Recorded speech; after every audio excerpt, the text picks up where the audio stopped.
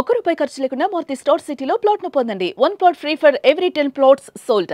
ఉచితంగా ప్లాట్ ను సొంతం చేసుకోండి. సో బేసికల్గా ఇండస్ట్రీకి ఇంత మంచి ఆర్టిస్ట్ ఇచ్చారు మీ అమ్మ నాన్న. మాకు మీ ఫ్యామిలీ గురించి ఎక్కడ ఎవరికి తెలియదు. అమ్మ నాన్న ఏం చేస్తారు? అమ్మా నాన్న ఊర్లోనే కలింగూడెంలో ఉంటారు. సో ఇక్కడికి ఒక 3 నెలలు వచ్చి వెళ్తూ ఉంటారు. ఇక్కడికి వచ్చిన ప్రతిసారి ఏంటంటే వాళ్ళకి హెల్త్ ఇష్యూస్. ఓకే. ఇక్కడ నేల, ఇక్కడ గచ్చు, ఇక్కడ వాటరు, ఇక్కడ ఎయిర్ పడదు. వచ్చిన ప్రతిసారి హాస్పిటలైజ్డ్ ఇద్దరు. సో వాళ్ళకి ఏంటంటే 3 నెలలు 4 నెలలు అక్కడ ఉండిపోవడం, మళ్ళీ మధ్యలో 1 month రావడం, అన్నయ్యల ఇంట్లో, నా ఇంట్లో, అక్క వాళ్ళ ఇంట్లో ఇలాగా ఉంటారనమాట. సో మ్యాక్స్ ఏంటంటే వాళ్ళకి స్వచ్ఛమైన మనుషులు, స్వచ్ఛమైన గాలి అవనంటే మా ఊరే. అక్కడే ఉంటారు హ్యాపీగా. మేము అప్పుడప్పుడు వెళ్తూ ఉంటాం. ఈ మధ్యలో నేను కొంచెం గ్యాప్ వచ్చేసింది. ఎప్పుడు వెళ్ళాము, ఎప్పుడో మా ఊర్లో జాతర జరిగితే వెళ్ళాను ఒకసారి. మళ్ళీ ఈ మంత్లో వెళ్ళాలి. నలిపేస్తారేమో కదా పోతే? అదేముండదు. అంటే చిన్నప్పటి నుంచి చూసింది మా శ్రీను మన సీనువే కదా అన్నట్టు ఉంటుంది ఊర్లో. అదేముండదు. ఏం చేస్తారు నాన్నగారు? నాన్నగారు వ్యవసాయం. ఇప్పుడేం లేదు. ఓకే. హ్యాపీ రెస్ట్, మంచిగా విశ్రాంతి తీసుకుంటున్నారు హాయిగా. మీ స్కిట్లు చూస్తారు. బేసికల్గా వాళ్ళకి ఏంటంటే గెటప్ సీను, ఇది ఒక ఆర్టిస్టు, ఇది ఇది అని వాళ్ళు తెలియదు. ఓకే. అమ్మ నాన్నకి తెలియదు, అంత తెలియదు. వాళ్ళు దాన్ని ఎంజాయ్ చేసే అంత ఇది కాదు. వాళ్ళు ఏంటంటే ఒక మంచి అంటే దాన్ని ఏమంటారంటే ఎగ్జాక్ట్గా చెప్పాలంటే వాళ్ళకి పెద్దగా ఈ సినిమా, ఈ తాలూకి ఇవన్నీ తెలియదు అని. వాళ్ళకి వస్తున్నాడా, టీవీలో వస్తున్నాడు, టీవీలో వచ్చావు కదయ్యా, చూసానయ్యా, అంతే. చాలా బాగా చేసావు క్యారెక్టర్, ఆ క్యారెక్టర్ బాగా చేసావు అని తెలియదు. అది నాకు ఇంకా మంచిదేంది. లేకపోతే నా కొడుకు ఇది, నా కొడుకు అది అని ఏముండదు ఇంట్లో. హ్యాపీగా రే సీను కూర్చో, అన్నం తిను, ఎక్కడికి వెళ్ళిపోయి బయటికి తినరా, ఇలా ఉంటుంది. నాకు అది ఇష్టం. ఓకే. నన్ను ఎప్పుడైతే కొడుకులా కాకుండా ఆర్టిస్ట్లో చూసాను నాకు మామూలు ఉండదు. నాకు ఇష్టం ఉండదు అది. బేసికల్గా మీది లవ్ మ్యారేజ్ కదా? నాది లవ్ మ్యారేజ్. సిస్టర్ ఎలా ఎంజాయ్ చేస్తున్నారు మీ సక్సెస్ని? సుజాత నిజంగా చెప్పాలంటే తన నా లైఫ్లోకి వచ్చిన దగ్గర నుంచి నాకు చాలా అదృష్టం యాడ్ అయింది. నా ఫిల్మ్ కెరీర్ కానీ, నా టీవీ కెరీర్ కానీ పరిగెట్టింది కొంచెం. తన ఎంకరేజ్మెంటు, తనని అర్థం చేసుకున్న తీరు. నేను అంతకుముందు టీవీ నైన్లో పనిచేసేవాడిని. పెళ్ళికి ముందు టీవీ నైన్లో ఒక 5 years చేశాను. ఒక పక్కన సినిమాలు ట్రై చేసుకుంటూ, అసిస్టెంట్ డైరెక్టర్గా పనిచేస్తూ, అవన్నీ చేసుకుంటూ. ఆ టైంలో నాకు పరిచయం అయింది.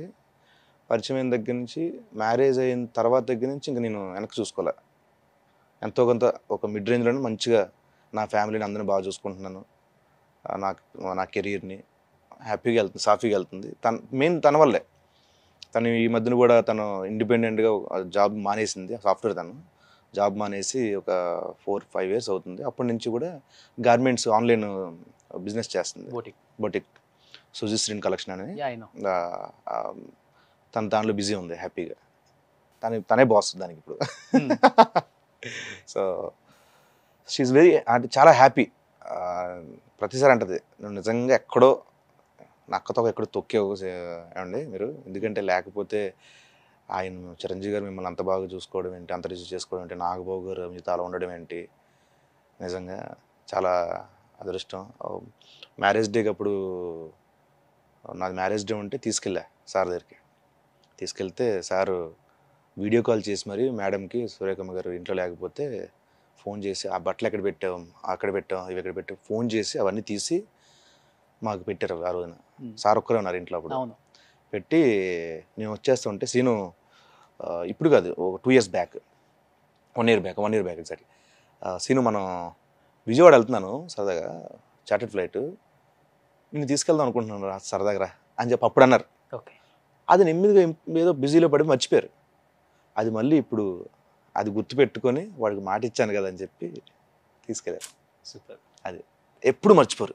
ఒక మాట ఇస్తే మాటే, అంతే అయింది. ఇంట్లో ఎవరిది ఉంటుంది పై చేయి? మా చెల్లెల్లో మీద? ఇంట్లోనా? నాదే. తెలుసు. మీరేం చెప్తారా? లేనా, అదే. అంటే ఒక అండర్స్టాండింగ్. కొన్ని సందర్భాల్లో తగ్గాలి, కొన్ని సందర్భాల్లో నెగ్గాలి. తను అంతే. ఇద్దరిది పరస్పరం 50-50 అనుకోండి. మరి అంత డామినేషన్ అంటే ఏం డామినేట్ చేస్తాం? ఎక్కడైనా ప్రపంచంలో భర్తలు ఎక్కడైనా డామినేట్ చేస్తారా? కష్టం. ఎక్కడ ఉండదు. చూడు అన్న నవ్వుకుంటున్నాడు మన కెమెరా. ఏమన్నా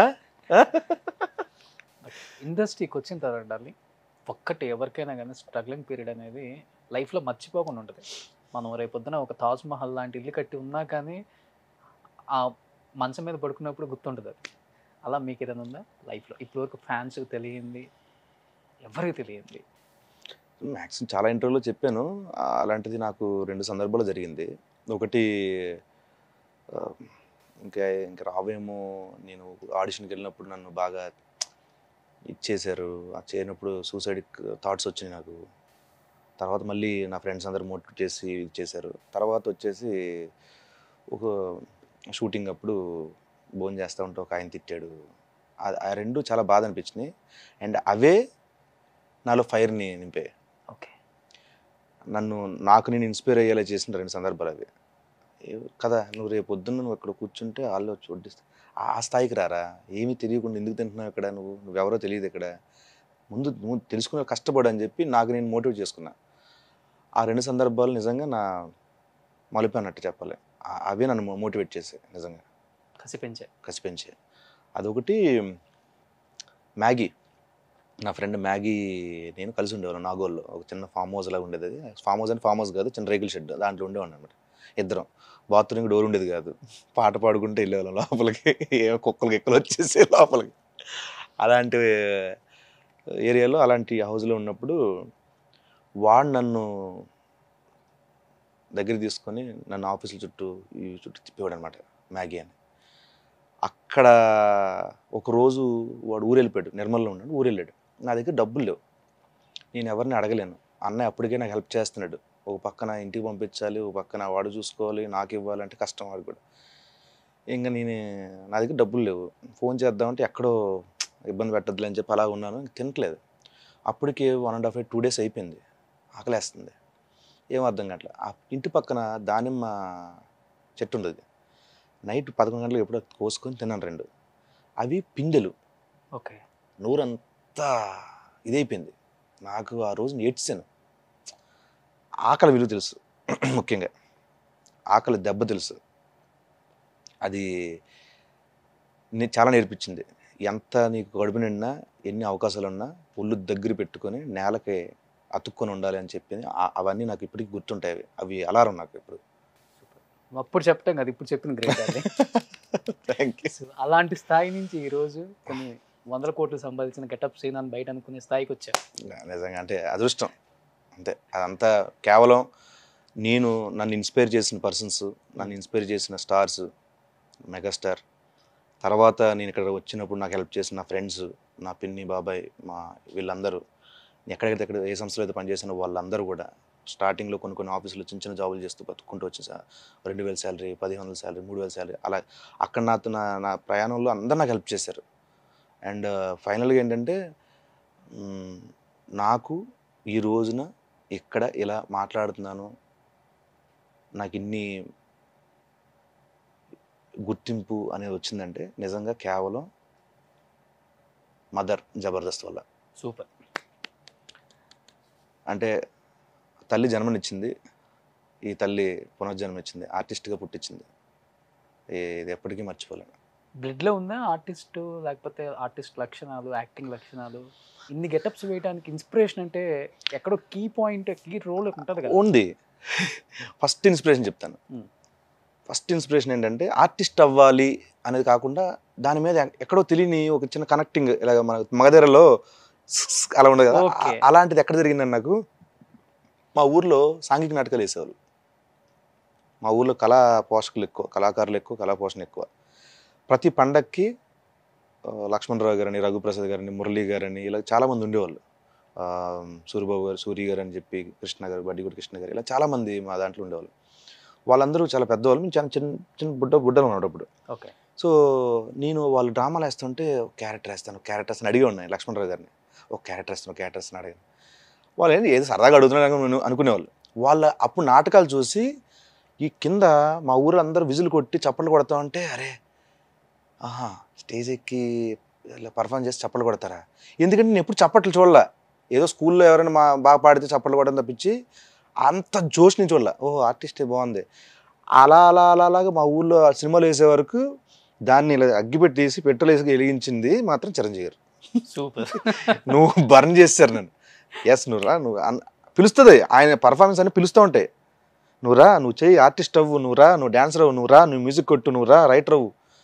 ఆయన మోటివేట్ చేసేది కూడా ఒక ఆర్టిస్ట్నే కాదు, ఒక డైరెక్టర్ అవుదాం అనుకుంటారు. ఏంటి ఈయన నేను ఎలాగైనా డైరెక్ట్ చేయాలని. డాన్సర్లు అనుకుంటారు ఈయన నేను కొరియోగ్రఫీ చేయాలని. అవును. మ్యూజిక్ డైరెక్టర్లు అనుకుంటారు ఈయన పాట నేను కొట్టాలని. లిరిసిస్టులు అనుకుంటారు ఈయన పాట రాయాలని. అని అలా అన్ని శాఖల్లో ఉన్న అందరికీ మోటివేట్ చేస్తారు. అందుకే అది 40 years నుంచి కొనసాగుతుంది. Oh my god. అసలు ఇప్పటికి ఏ కొత్త వ్యక్తిని ఇక్కడికి పిలిచినా మీ ఇన్స్పిరేషన్ అంటే చిరంజీవి గారు అంటారు. అవును, ఒక్క సెకండ్ కూడా ఆలోచించారు. అవును. సో నాకైతే అలాగ వచ్చింది. మా ఊరు ప్రజలు వాళ్ళు చేసే ఆ సాంఘిక నాటకాలు, అక్కడి నుంచి తెర మీద సినిమాలు, చిరంజీవి గారు, జబర్దస్త్. అండ్ దీని మధ్యలో నాకు జబర్దస్త్కి ఈ సీనుకి గెటప్ సీన్గా మారే మధ్యలో నాకేంటంటే నాకు వేనన్న పిలిపించి ఆయన జబర్దస్త్లో అవకాశం ఇవ్వడం. తర్వాత నాగబాబు గారు.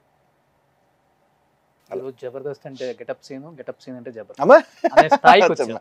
మేధావులు ఉన్నారు మా దగ్గర. ఆది, రామ్ ప్రసాద్, భాస్కర్. ఆది కన్నా మేధావి అని నేను అది అమ్మో వాడు మామూలు మేధావి కదా. అయ్యో